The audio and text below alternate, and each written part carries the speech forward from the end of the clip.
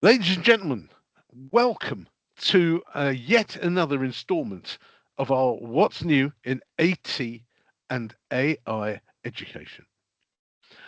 Um, we are delighted to welcome Digit Music to this presentation. It has quite a ambitious and might seem, quite a challenging strapline. Music changes lives, and we're changing who gets to learn it. Now that's a huge ask, and and the person I'd like to welcome on that huge ask is a wonderful guy, called Sai. Sai, welcome. Hey Marius, how you doing? Are you well? I'm really well. I'm really well, and I have to say, of all the webinars we've done, and this is about the 15th, this is one that's probably closest to my heart. The reason being, if I can just move my camera slightly to the side, you might see a few things hanging up in the wall there. Got a few a few guitars, and oh look, there's a keyboard as well. Um, I have been incredibly fortunate, to have taught music as well as be a head teacher, but also to have been a professional musician as a, if you like, a dual career. Um, I can testify personally for music changing lives. Um, I'm also incredibly fortunate to have studied brain sciences before I went into teaching. Um, Now that's a bit strange, but not really. No, I was interested in neurobiology. I was interested in music, and so I did 6 years of hearing research. Now, even then, back in the 80s, people were already looking at how the brain lights up when people are involved in the creative process. Nearly every single bit, auditory centers, visual centers, kinesthetic centers, creative centers, they all light up around music. So, Sai, what do you say about that? Yeah, I mean, I can attest to it as well. I'm not quite as learned as yourself there, Marius, but we just live this stuff every day. One of the reasons, as hopefully we'll explain, that we've created what we created is because myself and my co-founder, what we love more than anything else in the world is playing music, with other people, playing live in the studio, whatever it might be. And we just wanted everybody to kind of have access to that experience. So before we actually start the webinar, what's your experience in music, Sai? How did you get into this? Yeah, I mean, I've always done music. I played instruments as a little kid. Then that moved into DJing, and then I got interested in production. So I kind of left school and went to college to study music instead of doing A levels.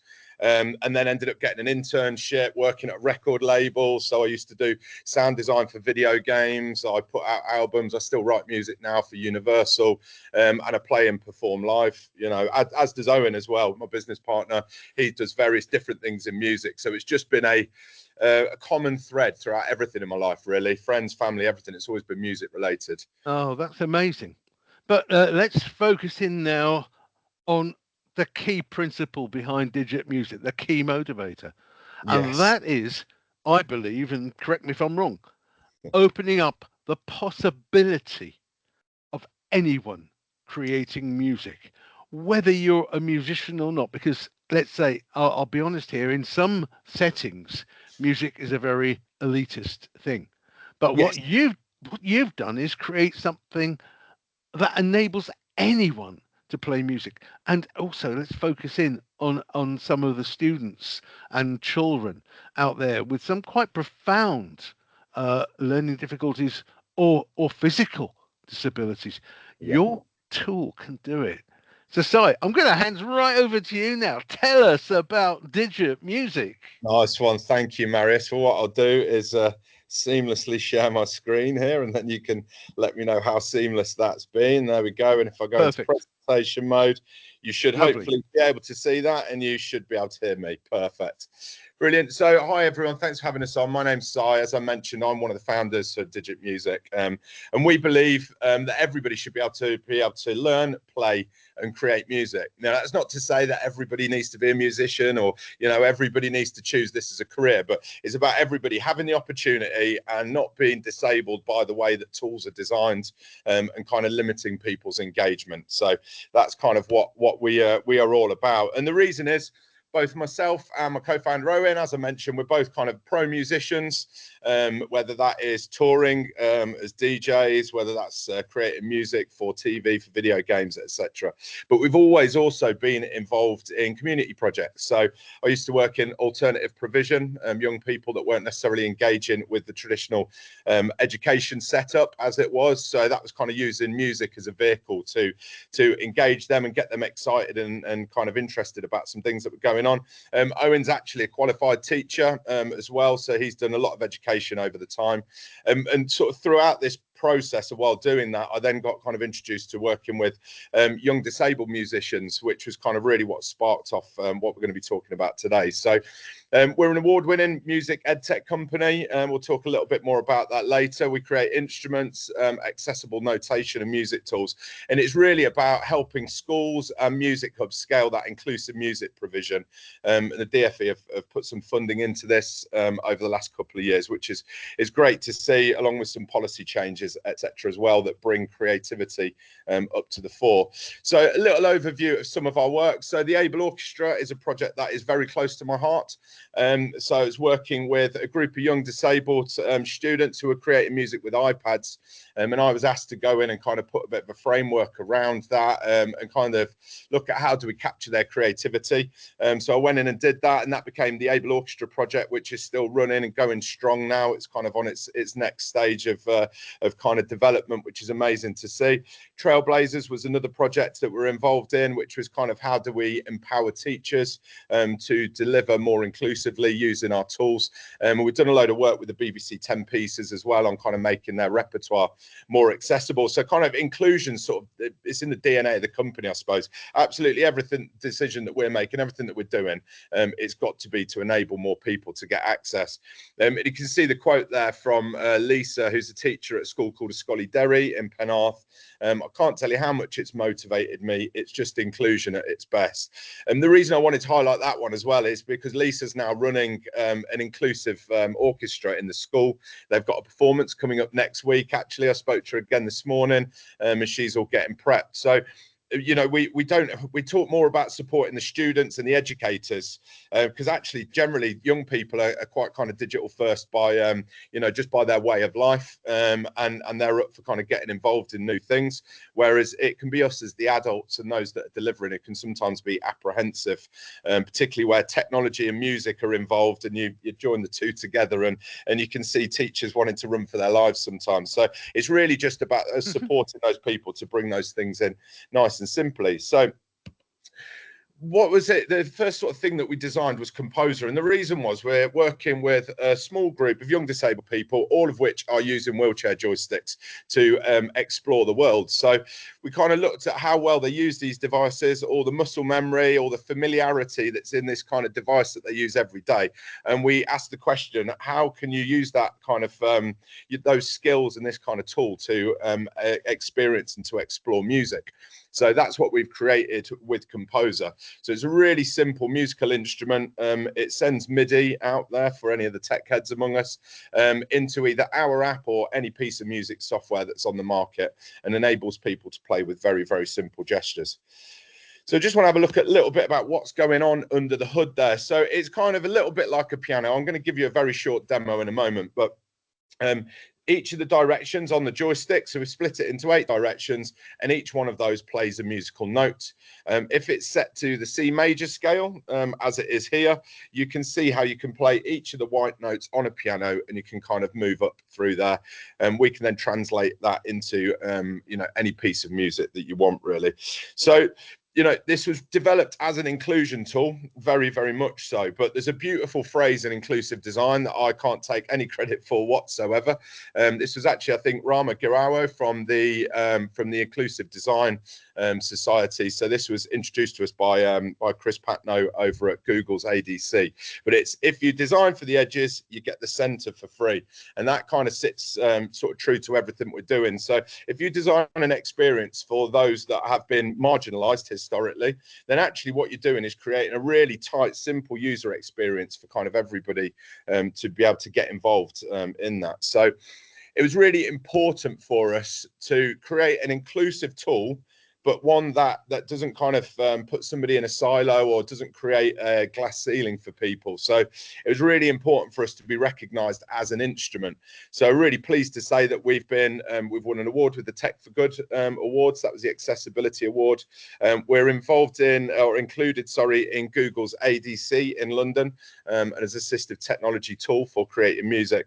And then we're actually in the Museum of Making Music in California as well. So it was really nice to see that you know, that we're kind of recognized as an instrument. And myself and Owen, you know, we use these in the studio ourselves, and in the very rare occasions I get to go and play live on stage, I'll still take a couple of composers with me. So the type of instrument that we've created, just the form factor of it, you know, I've got one here, you've got a joystick here, and you've got the pads. All of the notes are played from the joystick, so it kind of lent itself to a new form of notation.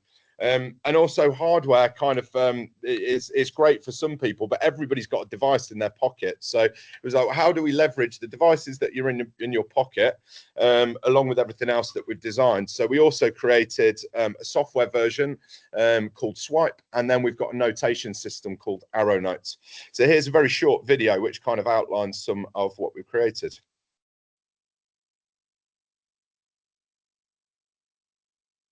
I'm one of the founders of Digit Music, and we created Composer, Swipe, and Arrow Notes, an inclusive set of instruments and musical tools.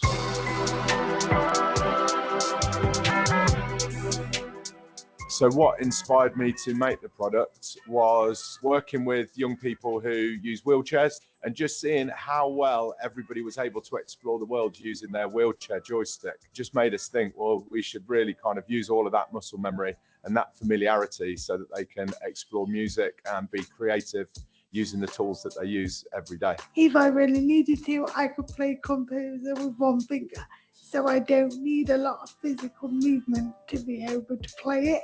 And then we have Swipe as well. And I also use that if I don't want to physically play my Composer, I can now use the app. Swipe, which is the digital app that was funded quite heavily through UKRI, that's really now changing music classrooms. We're now working with teachers up and down the country and overseas actually, and they're now able to deliver a really inclusive music curriculum where previously they wouldn't have been able to do that. It has changed my life. I was one of the first people to actually use it, which has been a huge blessing, and it has allowed me to have a music career. It's allowed me to do something that I never thought I'd be able to do. I can now sit at home and write a full track completely independently using the computer. I go out and perform at various festivals, so it's opened up a world of opportunities.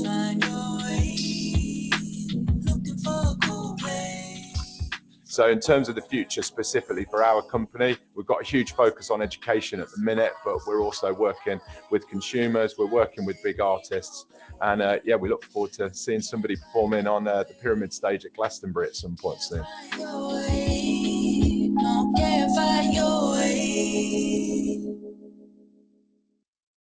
Okay, so there's just a quick overview of some of the things that we've created there. And I want to just kind of zoom in on a couple of them that we've not mentioned yet. So Swipe very briefly spoke about this, but where this increases accessibility is through being able to play it by swiping, tapping, or blinking.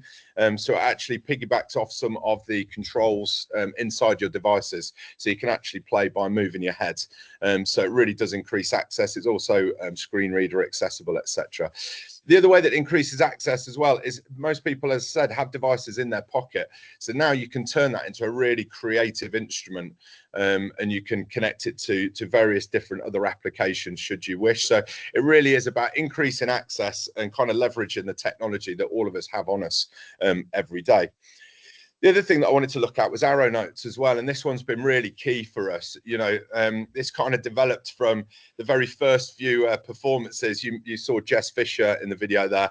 As she mentioned, she was one of the first people to use Composer. So once she'd kind of written something or created some sort of notes that she wanted to play, quite often in a performance, I'd be sort of on the side of stage holding up arrows and moving them around. And it took a little while for us to realize actually what we've created is a notation system here.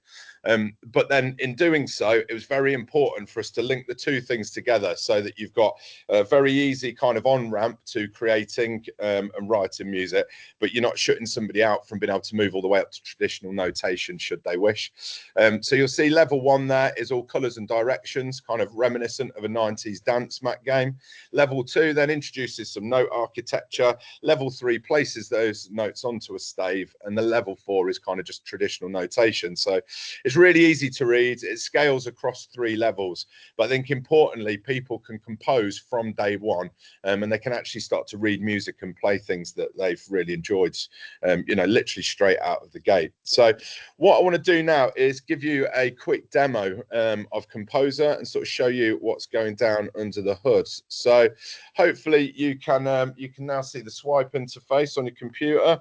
And then if I could just get a thumbs up from you, Marius, if you can hear this sound. In fact, let me just move the camera over here as well. There we go. So hopefully now. Got it. Perfect. Great stuff. So the way that Composer works is each of these directions here plays a note. You can see from this donut that I've got on top, this aligns with the arrow notes. So we're set to C major at the moment. So I'm just going to play through some notes.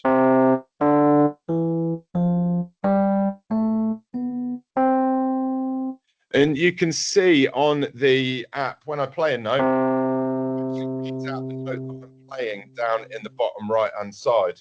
The reason for that is I can actually play the app individually. So I'm just swiping on the app now, and you can see it reads it on the left. So it means that you're very easily kind of able to collaborate with one another. Now, there's loads of sounds in here, so I'm just very quickly going to switch to an acoustic piano. Just to give you an example of some of the other sounds that are on here. I like to use a piano because everybody knows what one sounds like, and it's very hard to hide behind. So hopefully you can see how kind of musical the instrument is. So when I move the joystick, the speed I move controls the volume of the note, equivalent to kind of how hard you hit the keys on a piano. We can then use combinations of the pads here. The bottom 2 here are octaves. I've just pressed the sustain one, and I'll show you chords in a moment. But first of all, I just want to show you how to kind of really musically build up some chords. So if I just get this prepped here.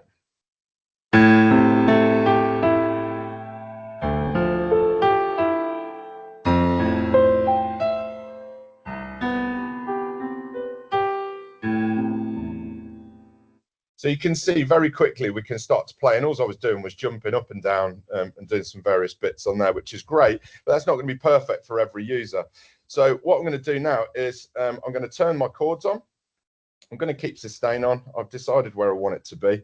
And now what I'm going to do is use one of the accessibility options, which if I hold the settings page, I can now turn off the dynamics. This means no matter what speed I move the joystick, I'm always going to get a really solid note. So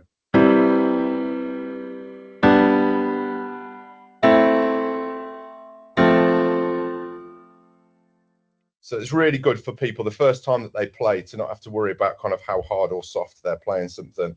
These bottom 2 here, these just change the shape of the chord. So here I can add a 7th.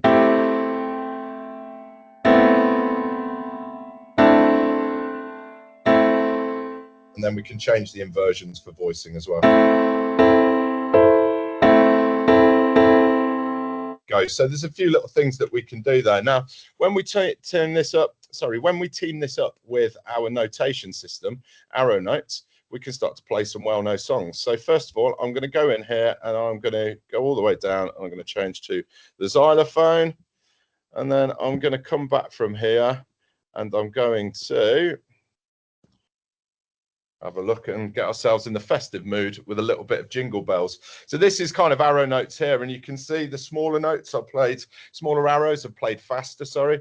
And the larger ones are played slightly slower. So now in the festive mood, then we're going to play a little bit of Jingle Bells. So I play the yellow arrows first, and then I'm going to play a green, a red, an orange, and back to the yellow. And you should all recognize this one.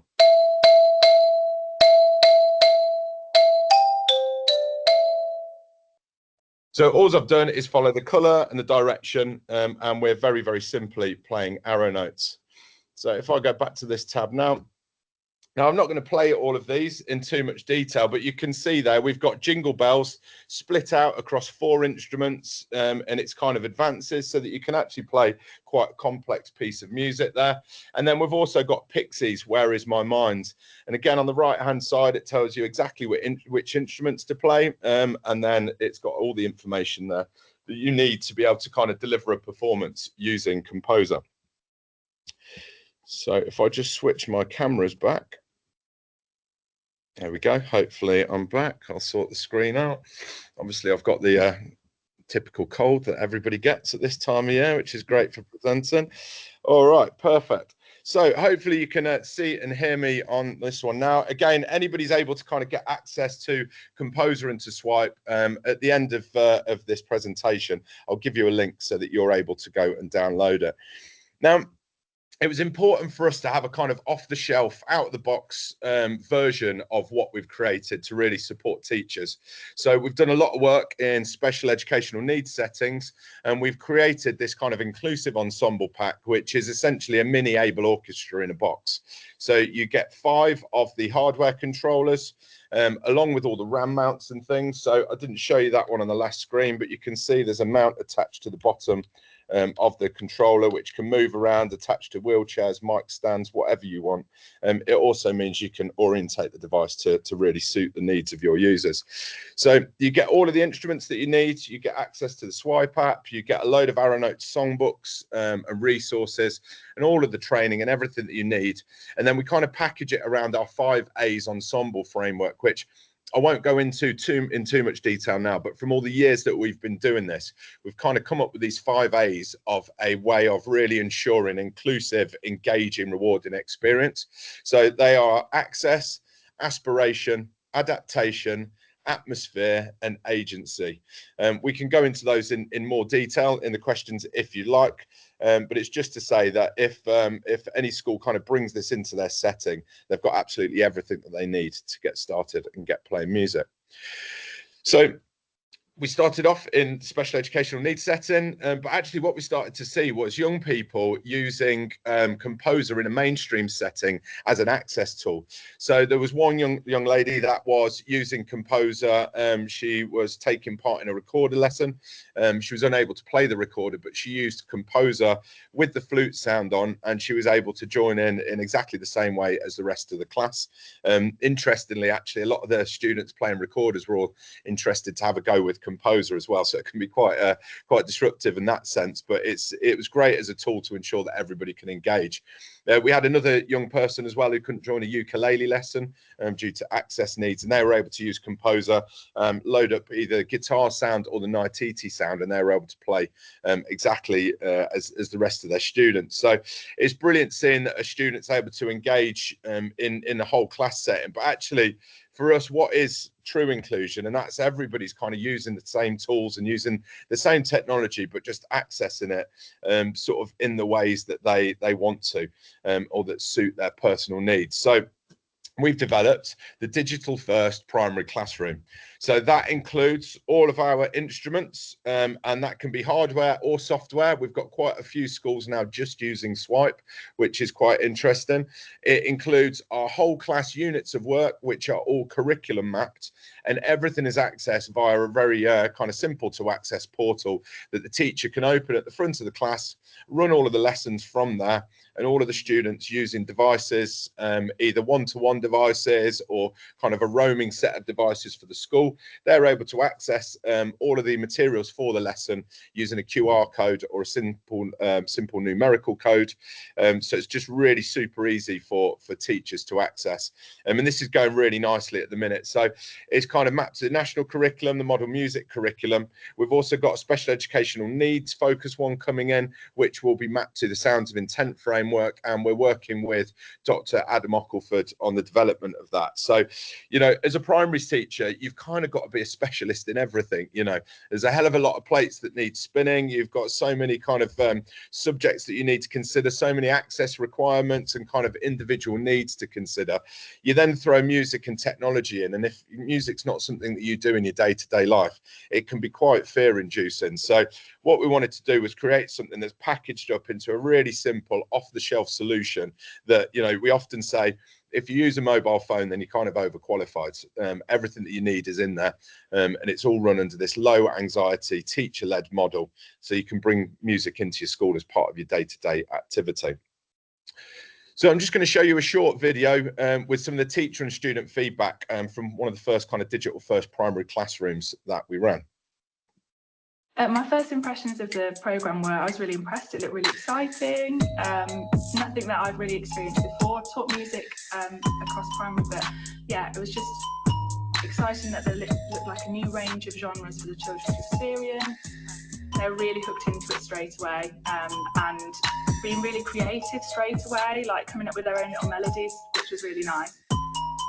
We've been making our own melodies, which is really fun because like you can explore all the beats.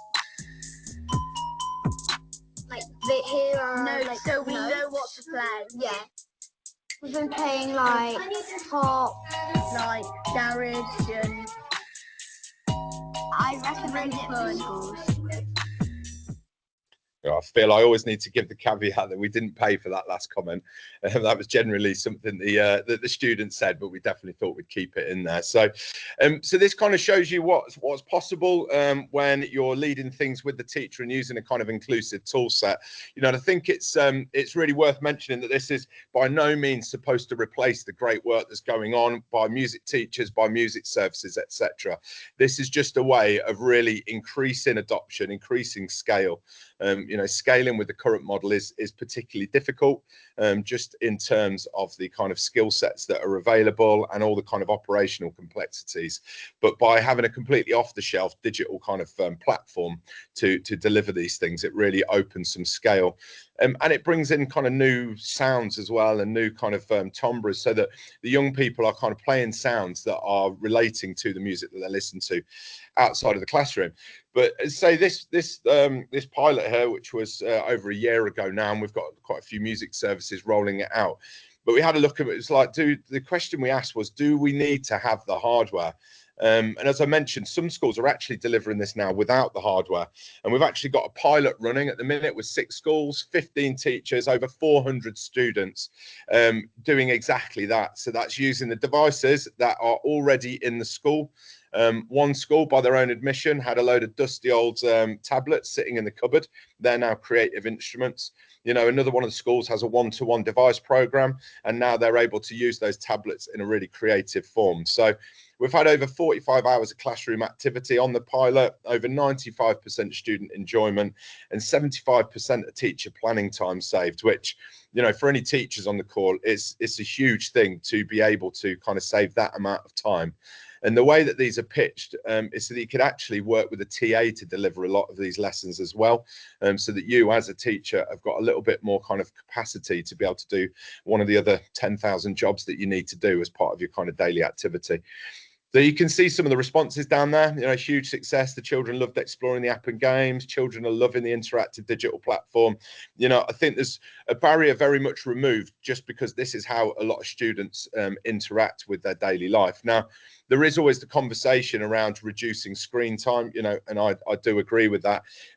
A part of music being a whole brain activity is, yes, you may be doing some of this on your own and looking at a screen, but very quickly every one of our units of work involves playing with your peers. So, you know, within a lesson or two, you're having to really engage and communicate with your peers. So it's not just a total sort of solitary digital experience. As I say, all the responses are being very, very positive so far. So we'd like to invite you to sign up and register your interest. We've got trials running in 2026. We've also got the SaaS side of things available, so schools will be able to subscribe.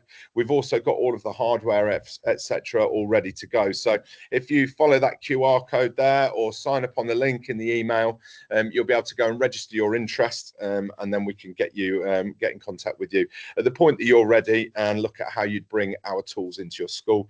We'll also share with you our Arrow Notes festive activity pack as well. So you, family, friends, students, whoever you want to, can all go and have a jam on Jingle Bells before everybody breaks up for the festive season. So I'd like to thank you for your time and open up for any questions from anyone.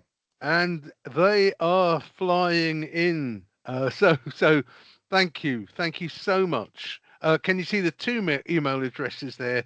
If you want to talk to Si directly, sitew@digitmusic.co.uk, and the team at Microlink. The reason why we are promoting this is that we work with literally hundreds of schools to help them with their assistive technology rollout. So again, if you want that advice, guidance, and a link into SCI, then please use hiteam@microlinkpc.com. So yeah, you can stop sharing now, Chris, and we'll just go to some of these questions.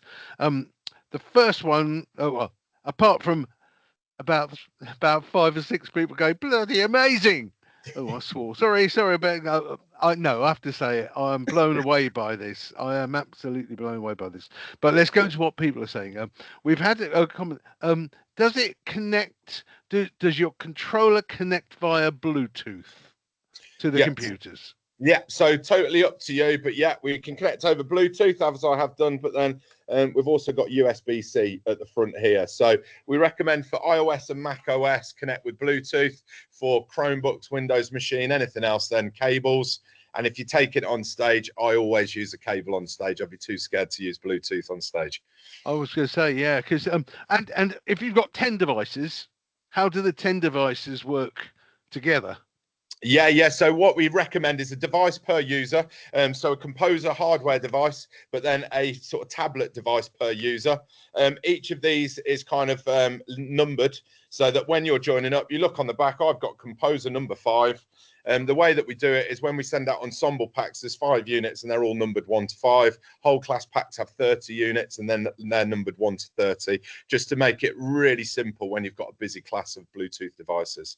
That's brilliant. So no work done by the teacher. When they fire up the overview software, they can see the devices. It maps through seamlessly. Exactly. Excellent. Okay.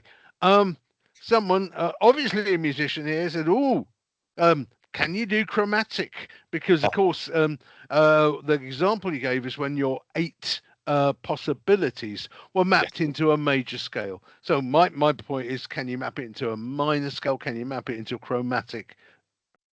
Perfect. Great question. I love questions like this. Yeah, so you can set it to any major or natural minor scale, just kind of native on the device or in the app. So you choose your root note and then you choose whether you're major or whether you're natural minor. But then what we've got here is, if you see, these are the octave pads at the bottom. If I press both of those, they turn white. And what happens there is it flattens whatever the next note input is by a semitone. So it means I can very easily play a chromatic scale if I want to, or I can play things outside of the scale. So it's tuned diatonically, so it's really easy to play. Everything kind of works as it should. But then if you want to kind of swerve out of that and do something sort of against the grain and with a little bit of additional creativity, then all of the tools are there for you. Amazing. Let's talk a little bit about the few questions here about the software. Yes. Okay, so this must be about what's under the bonnet in Swipe. Yes.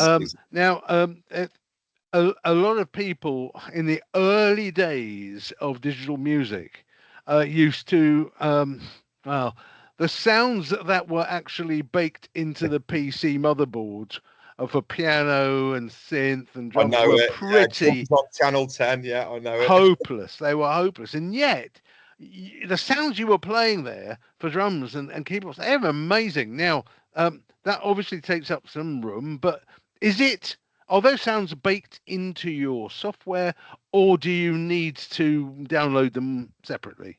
Yeah, of course. Yeah, they're all actually really quite light files. So we're all sound designers by trade. You know, we run a part of the business is selling sounds across the world of various different instruments and loops and things. So what we do is take those from our kind of premium sound selections where we've worked with artists and studios across the world. One of them actually is with a studio in Nairobi, Supersonic Africa, and we've got a load of East African instruments, really beautifully recorded. We've taken a light version of that, so you still get really high quality sound, but with each instrument no more than a few meg.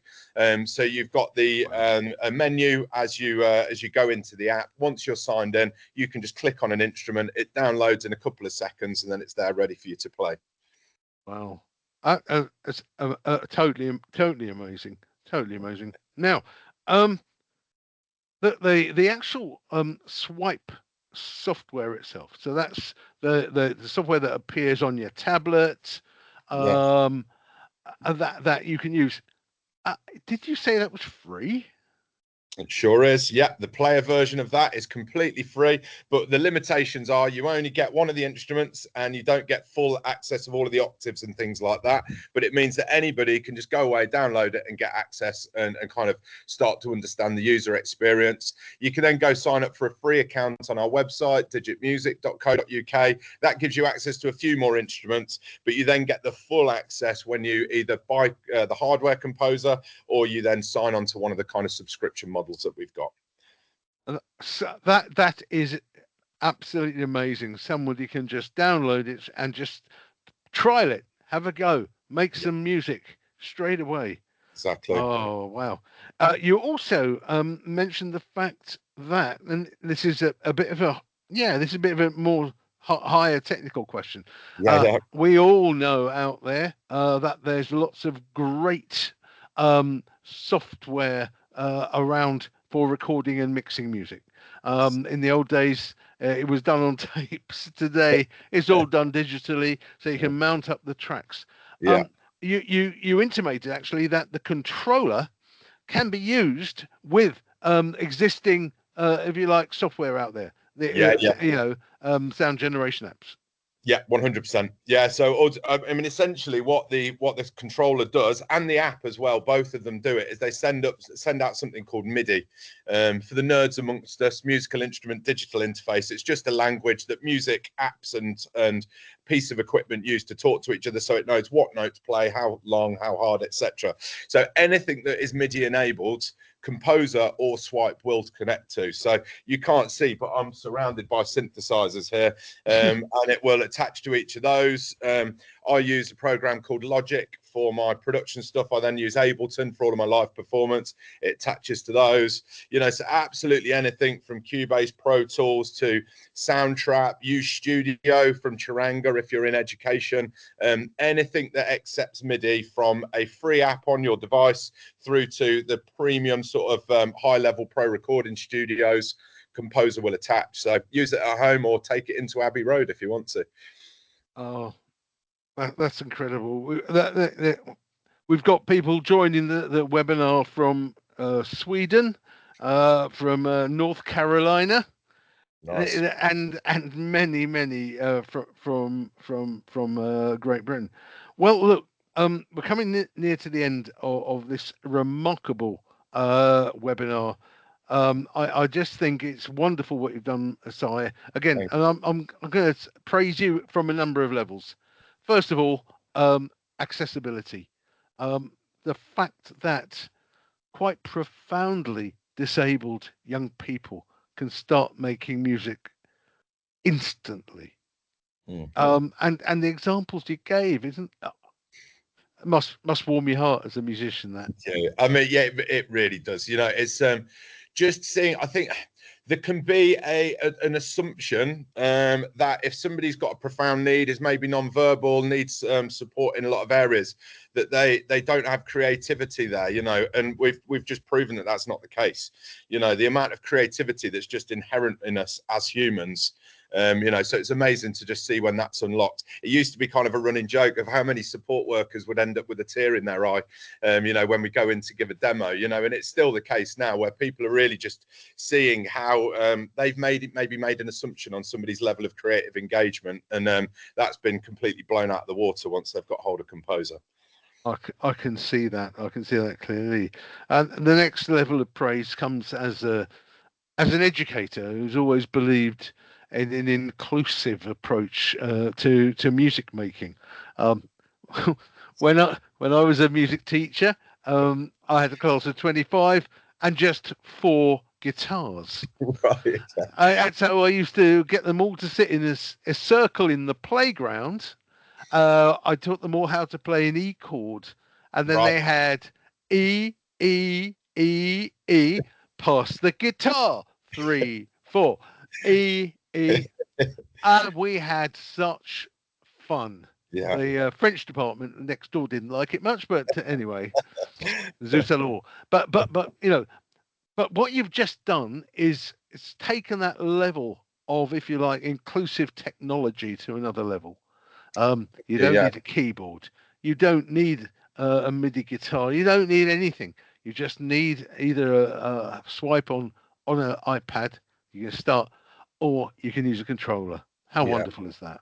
Nice one. Thank you. Thanks. I think it was really for us, I think everybody wants to deliver the most engaging education experience they can. And as you say, quite often it can be the tools surrounding things that make it complicated for teachers or for students. And we just saw that this was being kind of exacerbated, particularly in music and music technology. I think music technology gets a bit of a bad rep where people see it only as the final product, not as a tool for being creative. It's like the instruments do this, then the technology does this. So what we're trying to show is no, actually technology can be part of that creative input piece, and everybody can sort of feel successful and get into that dopamine cycle quickly. That's what we want. Totally. The final point I'd like to make is, as a system leader, I am absolutely delighted to hear that music services are taking this on, because again, music services have got a bad rap. Normally, this is elitist. We're offering lessons in particular instruments. That we are having orchestras and choirs, aren't we? Brilliant. But some music services are now plugging into you to take that message of accessible music making out. Can you tell me a little bit about some of those experiences? Yeah, of course, can. And also as well, I think it would be remiss of me to say, we're not the only ones. Sort of, we're not the ones doing it. The music services are working with us. They're already doing amazing work. We get to speak to a lot of music services, and yes, there are some that are kind of stuck in that more traditional pattern. I think. But there are ones that are doing amazing stuff in the traditional space that are also bringing in incredible stuff around technology, around inclusion, around kind of employment pathways. So I would actually say, as a space, the music services that we work with are doing some great stuff, and it's really amazing to see how kind of looking at what we do as leveraging the capacity that they've already got to then reach more young people. So the fact that kind of policy is shifting as well to ensure that creativity is given a fair crack of the whip, as I think it should be, as we all do, obviously. So I think that's really interesting, and then see there's been a bit of investment into the space as well to ensure that educators have the right instruments and tools around them. And we're really pleased to say that we're part of that. We're on the kind of DFE capital grant framework, and we've got quite a few of the music services now buying in, for specialist settings, but also for mainstream settings, and then looking at how do the kind of progression pathways map, so that a young person coming into either of those settings has a kind of route to continue through, and potentially onto a career, or at the very least, it's just a fulfilling, lovely thing to do. And I've got another aspect to it, really. I work or have worked with around 80 youth offending teams around the country over the last decade, and it's been wonderful to see, if you like, some of those child first principles coming into youth justice, and so many models, if you like, for what they call desistance. In other words, breaking the pattern of criminality involves young people having agency, young people having, if you like, a proactive outlet. Yes. And music's one of them. So after today, I'm going to send a recording of this webinar to all 80 youth offending services that I deal with. Brilliant, thank you. I appreciate the kind words, Marius, and I can't see there'd be somebody else more qualified to comment on each of the things that we've spoken about with your experience. So thank you. It's nice to hear that you recognise what we're doing. And so I thank you sincerely from Microlink for today, and thank you to Digit Music. We hope this webinar, widely circulated, will bring more people to your door. Thank you. Thank you very much. Microlink Education, home of the neuro-inclusive classroom.